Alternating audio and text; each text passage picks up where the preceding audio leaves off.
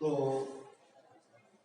आज आप लोग पढ़ेंगे एटम एंड न्यूक्लियाई, ये यूनिट नंबर 8 है एनसीईआरटी की, जिसमें हम लोग अलग अलग पढ़ेंगे, एटम अलग पढ़ेंगे और न्यूक्लियाई अलग पढ़ेंगे। तो आइए एटम के बारे में हम लोग कुछ जाने।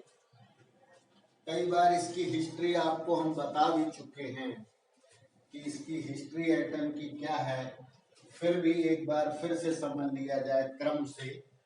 तो देखिए, एटम नाम किसने दिया? एक थे जॉन डाल्टन।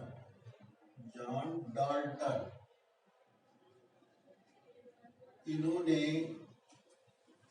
बहुत पहले, यानी कि 19वीं शताब्दी में, इन्होंने क्या बताया कि जो किसी भी एलिमेंट जो है, कोई भी एलिमेंट, वो एटम से मिलकर के बना है, स्मॉल पार्टिकल से मिलकर के बना है, जिसका नाम इन्होंने क्या दिया? एटम दिया। और ये कहा कि एक एलिमेंट के सारे एटम एक ही टाइप के हैं, सेम टाइप के हैं, बट डिफरेंट एलिमेंट्स के एटम्स डिफरेंट टाइप। तो इन्होंने क्या बताया कि element is made of atoms. ठीक है ना? तो atoms of one element is identical but different for different elements। ये बात जॉन डाल्टन ने बताई। इसके बाद क्या हुआ कि जब जे थॉमसन जी का नाम आप लोग सुनते हैं, जे थॉमसन, ये लास्ट 19वीं सेंचुरी में इन्होंने बाय डिस्चार्ज ट्यूब क्या फाइंड कर लिया? कैथोड रेज फाइंड किया। कैथोड रेज फाइंड किया और कैथोड रेज में इन्होंने निगेटिवली चार्ज इलेक्ट्रॉन फाइंड कर। Negatively charge electron. तो एक चीज ये इनका ये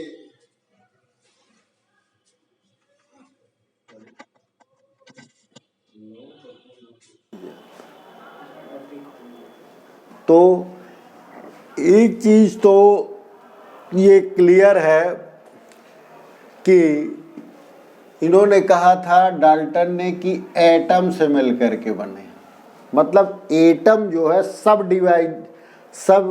डिविजिबल नहीं है और सभी केमिकल रिएक्शंस में केवल एटम भाग लेता है। लेकिन जे थॉमसन ने जब डिस्चार्ज ट्यूब एक्सपेरिमेंट किया तो फिर क्या हुआ कि कैथोड रेज मिली और कैथोड रेज बाद में पता चला कि इसमें निगेटिवली चार्ज पार्टिकल्स हैं, जिनका नाम उन्होंने क्या रखा? इलेक्ट्रॉन नाम रखा। इसका मतलब क्या है? इस एक्सपेरिमेंट से हमें किसकी डिस्कवरी मिल गई? डिस्कवरी ऑफ इलेक्ट्रॉन हो गई। मतलब एटम के अंदर इलेक्ट्रॉन है, ये पता चला गया। ठीक है, अब इलेक्ट्रॉन की डिस्कवरी तो हो गई। इसके बाद इन्होंने E/m भी फाइंड आउट कर लिया और E/m की वैल्यू कितनी होती? 1.76 इंटू 10 की पावर 11।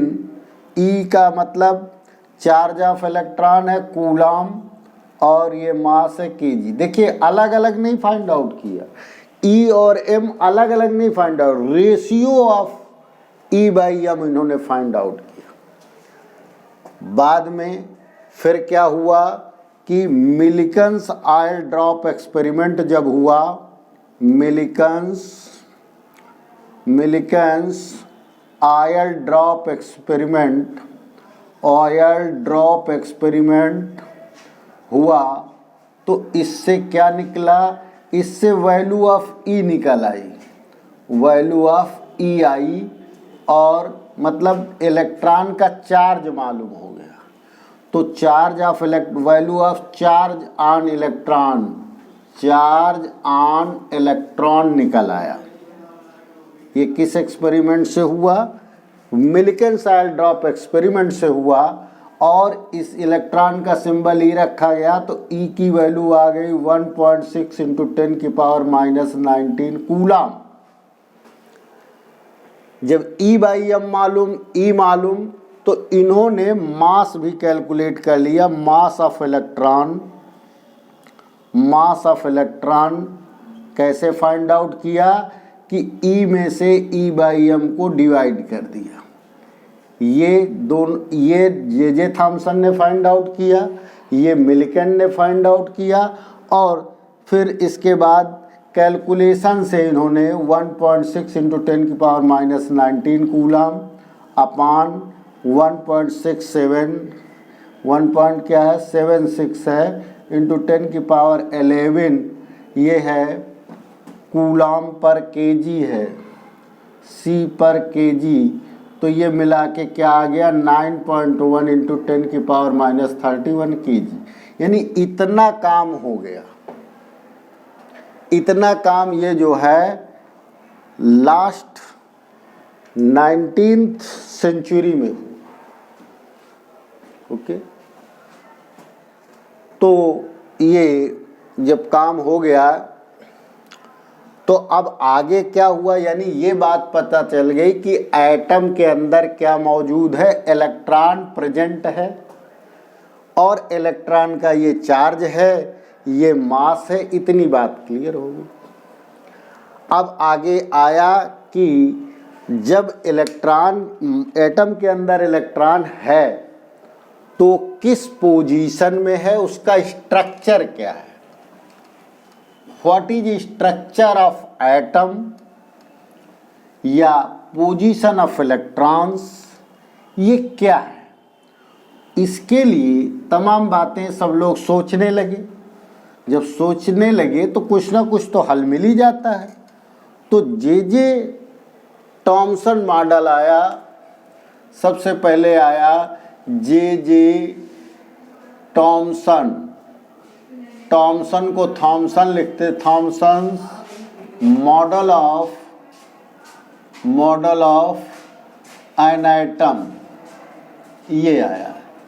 एक एटम के स्ट्रक्चर के लिए सबसे पहले जे थॉमसन ने एटम का एक मॉडल प्रस्तुत किया कि उसके अंदर इलेक्ट्रॉन है, मतलब निगेटिव चार्ज है। एटम जो क्या है, इन्होंने कहा कि एटम तो एज ए होल क्या है, न्यूट्रल है, मतलब नो चार्ज, कोई चार्ज नहीं इसके अंदर। और इसके अंदर इलेक्ट्रॉन क्या है, इलेक्ट्रॉन जो है वो निगेटिवली चार्ज है।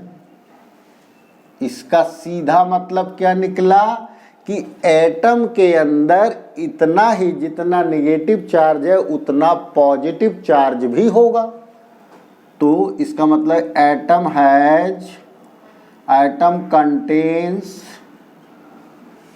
Contains equal positive charge. ये बात इनको यहाँ से पता चल गई। एटम न्यूट्रल है, इसके अंदर इलेक्ट्रॉन है, तो एटम पे पॉजिटिव चार्ज होना चाहिए इक्वली, जितना निगेटिव चार्ज उतना पॉजिटिव चार्ज। इतनी बात इन्होंने बताया। अब ये हुआ कि अगर निगेटिव चार्ज है, पॉजिटिव चार्ज है, तो ये बताइए इनका स्ट्रक्चर क्या है, कहाँ है पॉजिटिव चार्ज, कहाँ है निगेटिव चार्ज, इलेक्ट्रॉन किस दशा में है, किस कंडीशन में है, किस तरीके से है, पॉजिटिव चार्ज है तो किस कंडीशन में है। तो इन सब बातों के लिए इन्होंने एक मिलान, यानी कि जो इनका जे थॉमसन का मॉडल ऑफ एन एटम है, किस नाम से जाना जाता है? वाटरमेलन मॉडल है। वाटरमेलन का मतलब तरबूज मॉडल है। यानी इन्होंने ये कहा कि जैसे तरबूज है, ये क्या है? वाटरमेलन है। ये वाटरमेलन है। इसमें जिस प्रकार से बीज, जो सीड्स होते हैं इसके, यहाँ वहाँ काले काले सीड्स होते हैं, अब तो वाइट सीड्स भी आते हैं। तो जिस तरीके से ये रैंडमली इसके अंदर एम्बेडेड होते हैं, एम्बेडेड माने धंसे हुए होते हैं, ठीक है, किसके अंदर? हस्क के अंदर। ये हस्क है, वाटरमेलन का ये हस्क है, और ये क्या है? ये सीड्स हैं। तो ये भाग आप खाते हैं, ये नहीं खाते हैं। तरबूज जब खाते हैं तो हस्क खाते हैं, लाल लाल पार्ट, रेड हस्क होता है तरबूज में, सबको पता है, सब लोग खाते हैं। तो इन्होंने ये मॉडल दिया कि इसमें जो है इलेक्ट्रॉन इस तरीके से एम्बेडेड होते हैं। इलेक्ट्रॉन्स आर एम्बेडेड, एम्बेडेड शब्द दिया गया, embedded inside the husk of the watermelon, और पूरे वॉल्यूम में उसके जो है पॉजिटिव चार्ज डिवाइडेड है। ओके, तो इस तरीके का इन्होंने एक मॉडल प्रस्तुत किया, जे थॉमसन मॉडल। लेकिन अब इसके आगे क्या हुआ? इसके आगे ये हुआ कि इसके अंदर फिर कितने इलेक्ट्रॉन हैं और पॉजिटिव चार्ज है तो कहाँ पर है? जब इससे स्ट्रक्चर एटम का जब स्पेक्ट्रम लिया गया तो उसमें लाइन स्पेक्ट्रम आने लगे। ओके, तो ये मॉडल चल नहीं पाया, ये क्या हो गया? फेल हो गया। आगे फिर जो है आगे सोचा गया कि भाई ये जो है इसका स्ट्रक्चर ऑफ एटम कैसा है, उसके लिए रदरफोर्ड आए, अर्नेस्ट रदरफोर्ड ये आए। ये स्टूडेंट हैं किसके? स्टूडेंट ऑफ जे माने जे थॉमसन। जे थॉमसन के स्टूडेंट हैं, पीएचडी, और इन्होंने बात को आगे बढ़ाया ये जानने के लिए कि एटम में किस तरीके से पॉजिटिव चार्ज है, किस तरह से नेगेटिव चार्ज है, कैसे इलेक्ट्रॉन है, कहाँ है।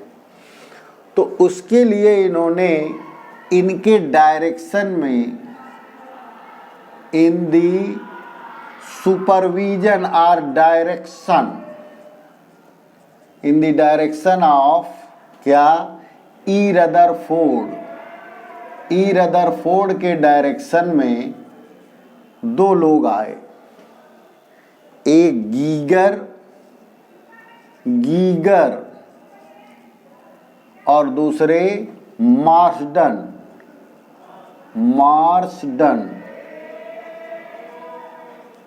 गीगर और मार्सडन दो लोग आए, H Geiger and E Marsden. इनका पूरा नाम इस तरीके से, H Geiger and E Marsden. इनके निर्देश पर इनके ये लोग साथी लोग लगे और ये दोनों लोगों ने एक क्या किया? अल्फा स्कैटरिंग एक्सपेरिमेंट किया। क्या किया? अल्फा स्कैटरिंग एक्सपेरिमेंट कर डाला। Alpha scattering experiment. अब ये अल्फा एक्सपेरिमेंट कैसे डिजाइन किया इन्होंने, आइए उसको भी देखते हैं कि किस तरीके से डिजाइन किया। तो देखिए उन्होंने क्या किया कि एक लेड चैम्बर लिया। क्या लिया? Lead chamber. ये लेड चैम्बर। लेड चैम्बर क्यों लेते हैं? क्योंकि लेड से कोई भी आयन इधर उधर जो है निकल नहीं पाता। लेड जो है पीबी होता है, पीबी चैम्बर है ये, तो इससे कहीं निकल नहीं पाते इधर उधर। और इसके अंदर लिया बिस्मथ। क्या लिया? बिस्मथ। और बिस्मथ का एटॉमिक नंबर कितना होता? 83 और इधर 214। ये रेडियो एक्टिव एलिमेंट है। कौन सा एलिमेंट है? रेडियो एक्टिव एलिमेंट है। रेडियो एक्टिव एलिमेंट है, रेडियो एक्टिव एलिमेंट ये है।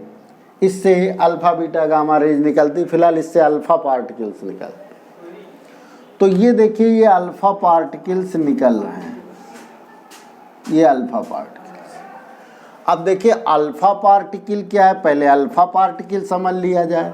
तो आप लोगों ने सुना होगा हीलियम 2He4 लिखते हैं केमिस्ट्री में। तो हीलियम 2He4 में क्या होता है, इसमें 2 प्रोटॉन और 2 न्यूट्रॉन्स होते हैं और ये 2 इलेक्ट्रॉन्स इसमें जो हैं वो रिवॉल्व करते हैं। तो ये जो 2 इलेक्ट्रॉन रिवॉल्व कर रहे हैं ऑर्बिट में, ये इलेक्ट्रॉन्स हैं, ये रिवॉल्व कर रहे हैं। तो ये हीलियम आइटम है, He आइटम इसको बोलते हैं, He आइटम, क्योंकि इसमें देखिए प्रोटॉन, न्यूट्रॉन और इलेक्ट्रॉन है। लेकिन जब ये इलेक्ट्रॉन जो है निकल जाते हैं तो केवल न्यूक्लियस बनता है, 2 प्रोटॉन और 2 न्यूट्रॉन। तो इसी को हम लोग क्या कह देते हैं, अल्फा पार्टिकल। ये -2e हो गया, मतलब इससे जब 2 इलेक्ट्रॉन निकाल लिए गए तो ये चार्ज हो गया। और चार्ज में कितना आवेश है इसमें? प्लस। ओके, तो हम कई बार क्या लिखते हैं, अल्फा प्लस, मतलब 2 पॉजिटिव चार्ज है। तो ये न्यूक्लियस है, केवल क्या है, न्यूक्लियस ऑफ He आइटम है। He जो ये न्यूट्रल है, देखिए ये क्या है, ये न्यूट्रल है। इसमें पॉजिटिव और नेगेटिव चार्ज दोनों बराबर है। इसमें +2e है, +2e भी है और -2e भी है। इलेक्ट्रॉन में नेगेटिव और यहाँ अंदर पॉजिटिव प्लस। और ये चार्ज, तो ये अल्फा पार्टिकल है। लगभग यहाँ से जब निकलते हैं ये तो 5.5 MeV इनकी जो है Ke होती है। Ke कितनी होती है? 5.5 MeV। और यहाँ पर जो है एक कॉलीमेटर लगा होता है, कॉलीमेटर। ये कॉलीमेटर के थ्रू क्या होते हैं, ये कॉलीमेटर है, कॉलीमेटर क्या कर देता है, उन अल्फा पार्टिकल्स को सब पैरेललाइज्ड कर देता है। क्या कर देता है? पैरेलल में कर देता है। पैरेलल अल्फा पार्टिकल्स निकलेंगे, इधर उधर नहीं भागेंगे, मतलब। ओके, तो इसके बाद क्या होगा कि ये निकल के एक चैम्बर में जाएंगे। इस टाइप का एक चैम्बर होगा ये इसमें इनर कोट जो होती है ये जिंक सल्फाइड की कोटिंग होती है। ये इस तरह, ये देखिए, ये मोटी सी एक कोटिंग होती है। ये किसकी कोटिंग होती है? जिंक सल्फाइड की। यहाँ लिख लेते हैं जिंक सल्फाइड,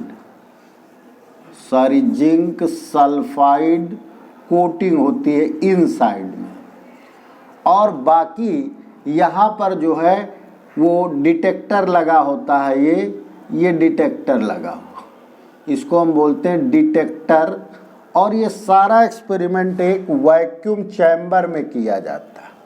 किस में किया जाता है? वैक्यूम चैम्बर में किया जाता है। ये केवल इतना ही बाहर ले लिया जाए तो बाकी पार्ट जो है वो वैक्यूम चैम्बर में ही रहता है।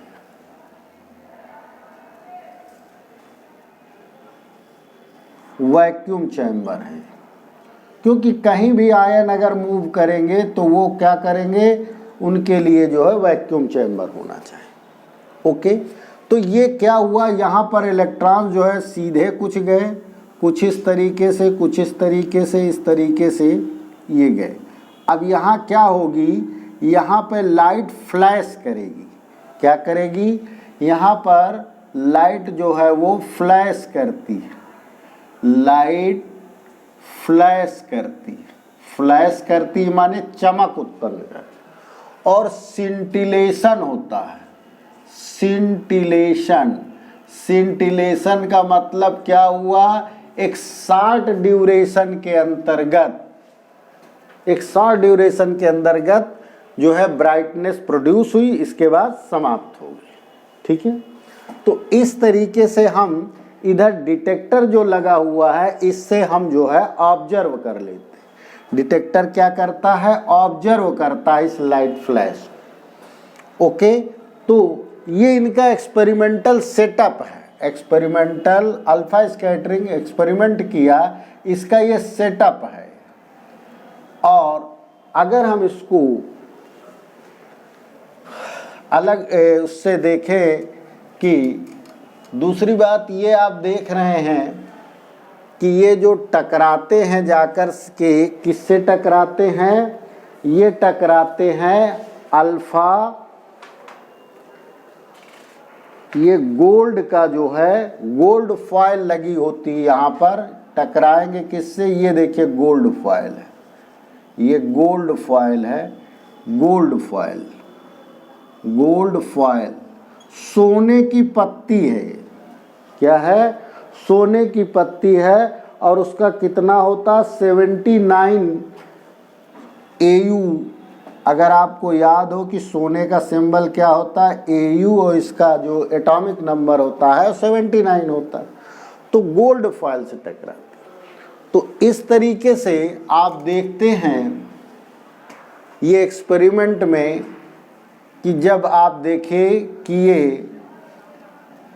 ये सपोज करिए गोल्ड फॉयल है, उसका एक एटम है, ये आप देख रहे हैं ये एक एटम है, वन एटम ले लीजिए। ठीक है, इसका पॉजिटिव चार्ज है, तो जो अल्फा पार्टिकल्स आ रहे हैं वो क्या करते हैं, पैरेलल में ही आ रहे हैं अल्फा पार्टिकल, और इस तरीके से सीधे निकल जाते हैं। कुछ आएंगे तो क्या करेंगे, इस तरीके से डिफ्लेक्ट कर जाते हैं, ये उनका ओरिजिनल डायरेक्शन है, यू वेलोसिटी सपोज करिए। इसी तरीके से कुछ क्या करेंगे, ये वापस हो जाते हैं, अंदर नहीं चले जाते, यू करके वापस करते 180 डिग्री पर। ओके, इसी तरीके से ये यूं डिफ्लेक्ट करते हैं, ये इस तरीके से ये इनका ऑब्जर्वेशन मिलता। तो देखिए इसमें जो है कुछ तो सीधे चले गए, कुछ क्या कर गए, वो डिफ्लेक्ट कर गए, सपोज करिए थीटा एंगल से डिफ्लेक्ट कर। ओके, ये थीटा एंगल जो है इसको हम स्कैटरिंग एंगल कहते हैं। क्या कहते हैं, थीटा हमारा जो है एंगल ऑफ स्कैटरिंग है, एंगल ऑफ स्कैटरिंग। ये सब अल्फा पार्टिकल स्कैटर कर रहे हैं, स्कैटरिंग एंगल क्या होता है, वो डिफ्लेक्टेड और इंसिडेंट। देखिए ये इंसिडेंट है, ये इंसिडेंट हो रहा है, इंसिडेंट डायरेक्शन आपको दिख रही है जिस डायरेक्शन में यू है, और ये स्कैटर्ड डायरेक्शन है, स्कैटर्ड डायरेक्शन, स्कैटर्ड डायरेक्शन है। तो स्कैटर्ड डायरेक्शन और इंसिडेंट डायरेक्शन, इनके बीच में जो एंगल बनता है उसको हम क्या कहते हैं, एंगल ऑफ स्कैटरिंग कहते हैं। ये देखिए ये इंसिडेंट डायरेक्शन है, ये इंसिडेंट है, और ये देखिए ये डिफ्लेक्ट कर गया, तो ये स्कैटरिंग। एक होता है वो उसको कहते हैं इम्पैक्ट फैक्टर।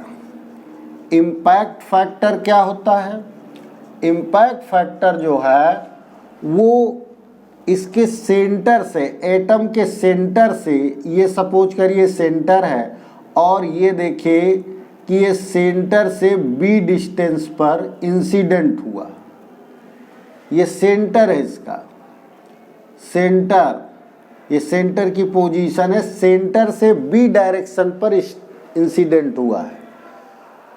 अल्फा पार्टिकल, तो हर अल्फा पार्टिकल का एक अलग इम्पैक्ट फैक्टर होता है, impact factor for alpha particle. यानी हर अल्फा पार्टिकल का, क्योंकि कुछ सेंटर से और दूर करेंगे इंसिडेंट, कुछ और दूर करेंगे, तो हर एक का इम्पैक्ट फैक्टर अलग अलग होता है।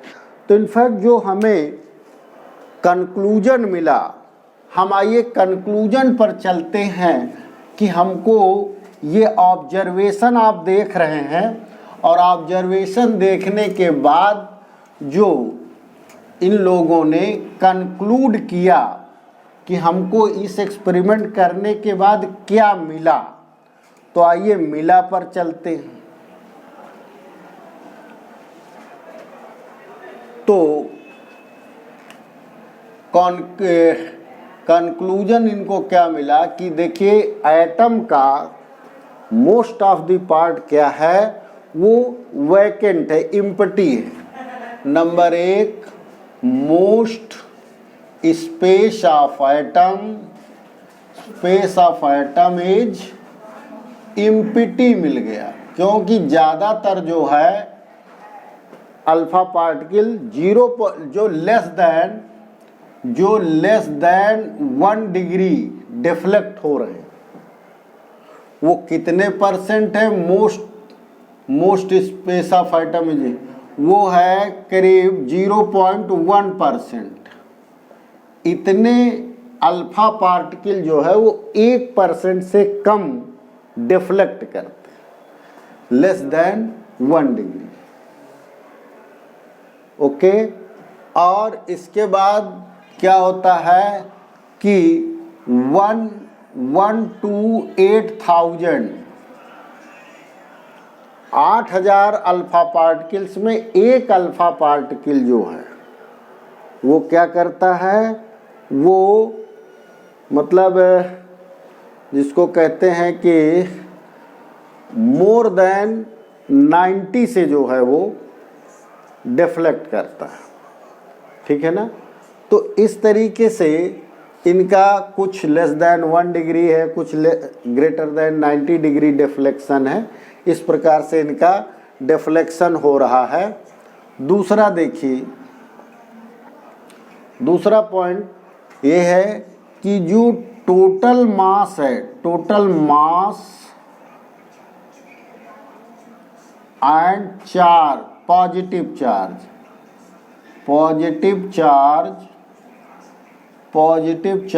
Is concentrated in a small region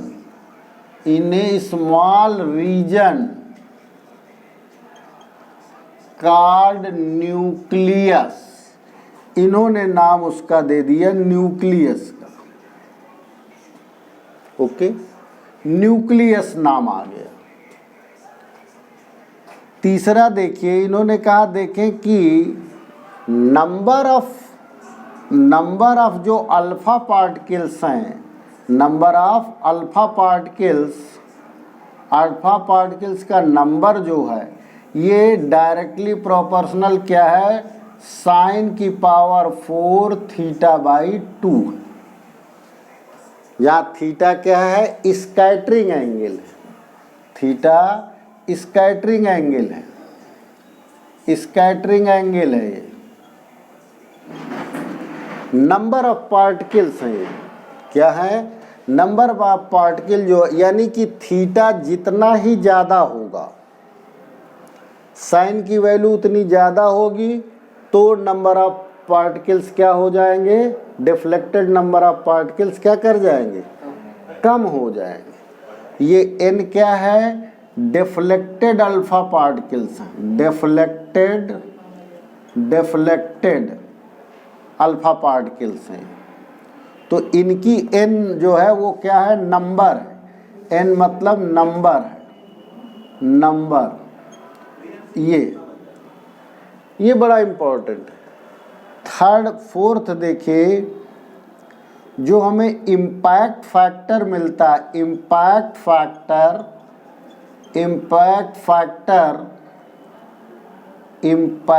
factor जो है बी है, बी हमने उसमें दिखाया था, तो ये क्या है, Jd² / 4πε0 E for kinetic energy of alpha particle, और ऊपर cot θ/2 लिख दीजिए, cot θ/2।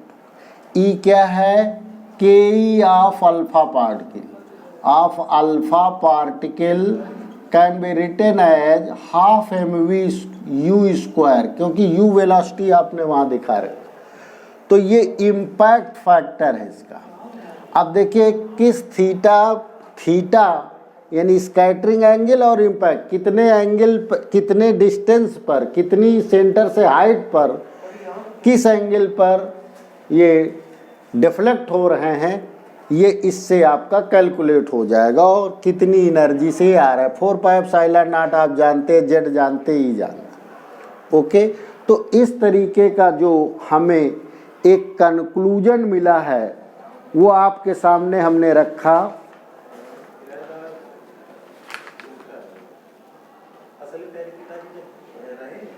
तो अब आप देखिए कि जो रदरफोर्ड ने, ये देखिए गीगर और मार्सडन ने एक्सपेरिमेंट किया है, और इस एक्सपेरिमेंट से उन्होंने कंक्लूजन निकाला। इसी के आधार पर उनके गुरुजी समझो, निर्देशक समझो, जिनकी डायरेक्शन में एक्सपेरिमेंट हुआ, उन्होंने एक मॉडल प्रस्तुत कर दिया जिसका नाम है रदरफोर्ड। ये रदरफोर्ड मॉडल बहुत ये फेमिलियर है, Rutherford model of an atom, और ये बहुत पूछा भी जाता है, Rutherford model of an atom. और Rutherford model of an atom में वही सारी बातें आ गईं, क्या कि जो अभी कंक्लूजन में आई, ऑलमोस्ट वही सब बातें जो है इन्होंने अपना मॉडल बना के लिख दिया। ओके, कि मोस्ट ऑफ द स्पेस क्या है, एटम का वैकेंट है, और इसके अंदर जो है एक सेंटर पर बहुत छोटा स्पेस है जहाँ पॉजिटिव और चार्ज और उसका टोटल मास कंसंट्रेटेड है। ठीक है ना, तो इस तरीके से ये सारी बातें लिख दिया कि दोनों का चार्ज, पॉजिटिव चार्ज, और इलेक्ट्रॉन के बारे में और बता दिया कि इलेक्ट्रॉन जो हैं, तीसरा पॉइंट हम बता रहे हैं, दो हम बता चुके हैं, वही बातें हैं। तीसरा ये कि इलेक्ट्रॉन जो है वो रिवॉल्व करते हैं, इलेक्ट्रॉन्स आर रिवॉल्विंग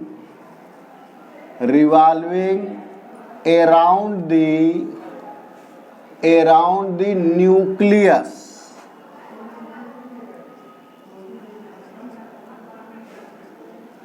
न्यूक्लियस के अराउंड जो है ये रिवॉल्व कर रहे हैं। ये इन्होंने बताया कि न्यूक्लियस के अंदर जो है ये रिवॉल्व कर रहे हैं, और इनका जो निगेटिव चार्ज है टोटल, वो न्यूक्लियस के पॉजिटिव चार्ज के इक्वल है। ये बातें इन्होंने बताई। बाद में और भी तमाम बातें बताई कि ये इनके बीच में फोर्स लगता है, इलेक्ट्रिकल फोर्स लगता है, ये है। तो ये मॉडल बहुत इम्पॉर्टेंट है, इसको आप नोट कर लेंगे। ठीक है,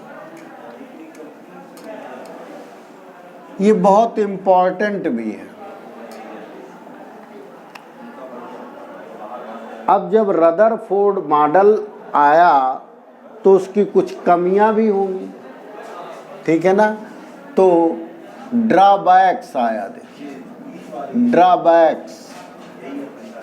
ड्रॉबैक्स ऑफ रदरफोर्ड मॉडल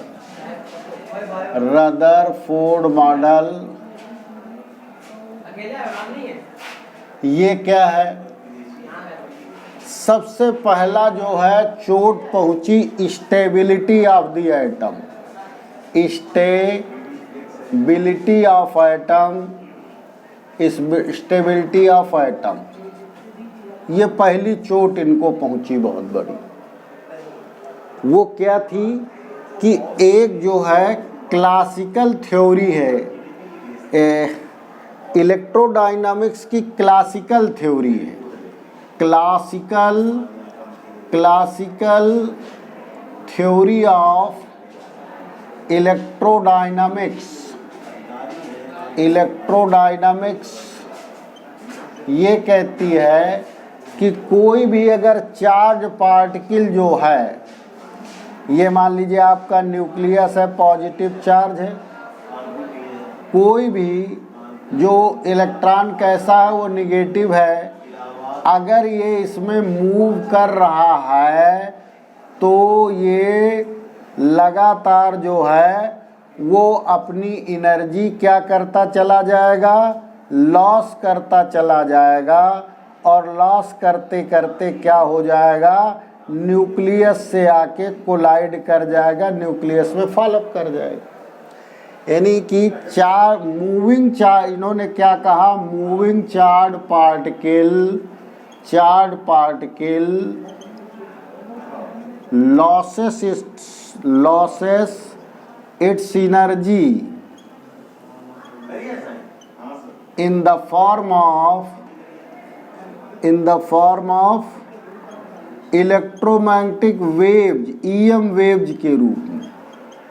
तो जब ये लॉस करेगा तो धीरे धीरे इसका रेडियस डिक्रीज करता जाएगा, और रेडियस डिक्रीज करते करते कहाँ चला जाएगा, न्यूक्लियस में गिर जाएगा। तो ये स्टेबल ही नहीं। इसका जवाब जो है रदरफोर्ड नहीं दे पाए। No answer by Rutherford. इनके पास इसका कोई उत्तर नहीं था, और मतलब इन्होंने कहा तुम्हारे एटम की कोई एग्जिस्टेंस ही नहीं रही, तो इसका ये उत्तर नहीं दे पाए, यहाँ फेल्योर हो गए। दूसरी बात, जब ये कंटिन्यूअसली ये जो है रेडिएट कर रहा है, तो जब कंटिन्यूअस एनर्जी लॉस हो रही है तो इसका जो एटम का स्पेक्ट्रम मिलेगा वो कैसा होना चाहिए, वो कंटिन्यूअस होना चाहिए। जबकि जब एटम का से जो इलेक्ट्रोमैग्नेटिक वेव मिलती हैं उनको देखा गया तो वो लाइन स्पेक्ट्रम के रूप में मिल रही है। ओके, तो सेकंड नंबर पर जो है this model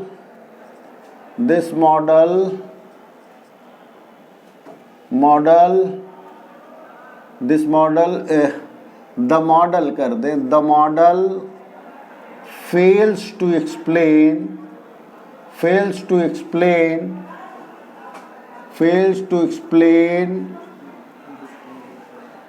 the the line spectrum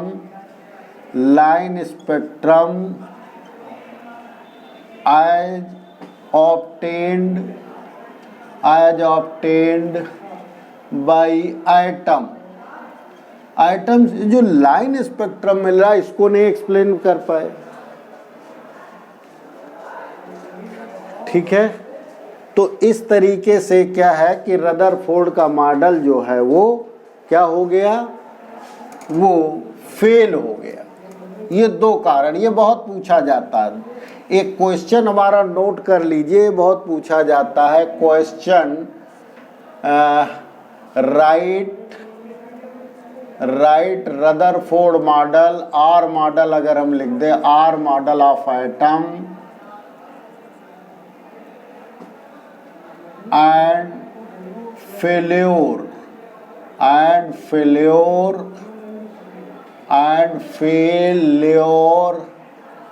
of it. इसका फेलियर भी लिखिए, ये बहुत इंपॉर्टेंट है, ये बहुत पूछा जाता है। रदरफोर्ड का मॉडल लिखे और इसका फेल्योर क्या है, क्योंकि इतना जो सब पढ़ा वो टोटल मिला के रदरफोर्ड मॉडल और उसका फेलियर कंक्लूजन है, जिस्ट। इसमें एक आता है कि क्लोजेस्ट अप्रोच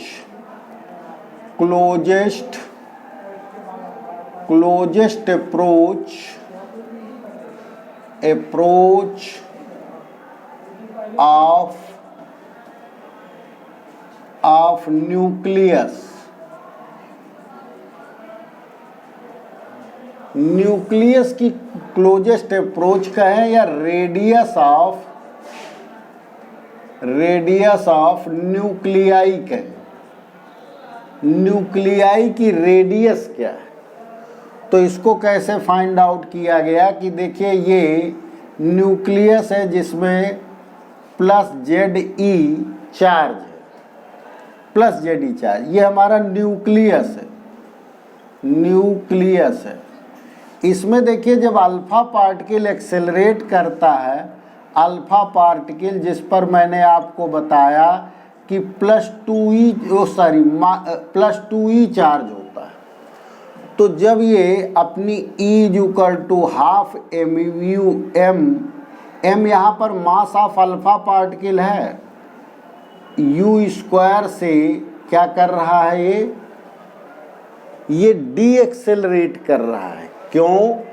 क्योंकि देखिए इसका ये सेंटर है और ये यहाँ तक जो है ये पॉजिटिव चार्ज है, ये भी पॉजिटिव चार्ज है। तो पॉजिटिव जब पॉजिटिव की ओर मूव करेगा तो उनके बीच में रिपल्सन फोर्स लगेगा। तो ये क्या करेगा, ये तो हैवी है, क्या है ये, हैवी है। और 4 टाइम्स किसका है, प्रोटॉन का। एक प्रोटॉन के मास का ये 4 टाइम्स है। ओके, ये अल्फा पार्टिकल की बात हो रही है। अल्फा पार्टिकल जो यहाँ लिखना ठीक नहीं है, अल्फा पार्टिकल ये जो हमारा है ये एक कोई भी एटम का न्यूक्लियस है। क्या है ये, न्यूक्लियस ऑफ एटम है। ओके, तो अल्फा पार्टिकल भी इनमें मास जो है प्रोटॉन के मास का 4 टाइम्स होता है। तो जो ये रिपेल करेंगे तो देखिए ज़्यादा से ज़्यादा यहाँ तक जा कर के फिर क्या करेंगे, ये लौट आएंगे। तो इनकी जो Ke आप देख रहे हैं वो काहे में बदल गई, वो पोटेंशियल एनर्जी में बदल गई। इनके बीच की डिस्टेंस मान लीजिए, क्लोजेस्ट अप्रोच इसलिए कह रहे कि जरूरी नहीं टच करके जाए, कुछ पहले से लौट आए, तब क्या करोगे। तो हम लोग इनके बीच की जो ये क्लोजेस्ट अप्रोच है, ये क्लोजेस्ट अप्रोच है, इनकी क्लोजेस्ट अप्रोच कहा जाए, क्लोजेस्ट अप्रोच है। तो इसी अप्रोच को हम लोग क्या मान लेते हैं, रेडियस ऑफ न्यूक्लियाई। देखिए R radius of nuclei. Okay, तो देखिए जब यहाँ पर अल्फा पार्टिकल प्लस 2e आ जाएगा तो एक चार्ज ये Q1 हो गया, ये चार्ज ये Q2 हो गया। Q1 Q2 के बीच में जो पोटेंशियल एनर्जी होती है तो Ke=P हो गई। Kinetic energy = potential energy. तो हम काइनेटिक एनर्जी को समटाइम्स कहिए K से लिख ले, कहिए E से लिख ले, कहिए Ke बना रहेंगे। बट पोटेंशियल एनर्जी आप सबको पता 1/4πε0 Ze²/R0। और यहाँ पे Ze देखिए Ze × 2e, Q1 Q2 होता है फार्मूला अगर याद हो, 1/4πε0 Q1 Q2/R², ये R फार्मूला होता है। तो Q1 कितना है, Ze मान लीजिए Ze, और Q2 कितना है, इसको 2e मान लेते हैं, 2e, और इसको Ze, ठीक है ना। तो इनका जब करेंगे मल्टीप्लाई तो ये क्या आ जाएगा, तो R0 R0 को यहाँ ले आते हैं और ये हो जाएगा 2Ze² /4πε0। और यहाँ पर आप K ना रखो, सबसे बढ़िया या तो E रखो या E रखो या Ke रखो, क्योंकि खाली K कर दोगे ना तो 1/4πε0 के डाइलेक्ट्रिक कांस्टेंट समझने लगेंगे, ठीक है ना। तो Ke, जहाँ Ke ये लिखा हुआ है 12mu² होता है, ये होता है। तो ये क्लोजेस्ट अप्रोच की वैल्यू जो R0 की वैल्यू का ऑर्डर है 10⁻⁻14 मीटर टू 10⁻⁻15 मीटर का आर्डर है इसका। इसी आर्डर की ये रेडियस निकलती है। और एटम की रेडियस क्या होती है, देखिए ये भी हम बता दें। एटम रेडियस कितनी होती है, रेडियस ऑफ एटम ये होती है R = 10⁻⁻10 मीटर। ये होती है एटम रेडियस। और ये न्यूक्लियस रेडियस। तो जब भी आप रेडियस का कैलकुलेशन करेंगे तो ये इस ऑर्डर में आप रख देंगे, मतलब लास्ट में इतने पावर होना चाहिए तो आंसर आपका सही मान लिया जाए। ओके, अब नेक्स्ट वीडियो में आप स्पेक्ट्रम पढ़ेंगे कि हाइड्रोजन से हमें किस प्रकार का एक्स्ट्रा स्पेक्ट्रम मिलता है, ये आप नेक्स्ट वीडियो में। तो आज का वीडियो यहीं पर समाप्त होता है। Thank you for watching.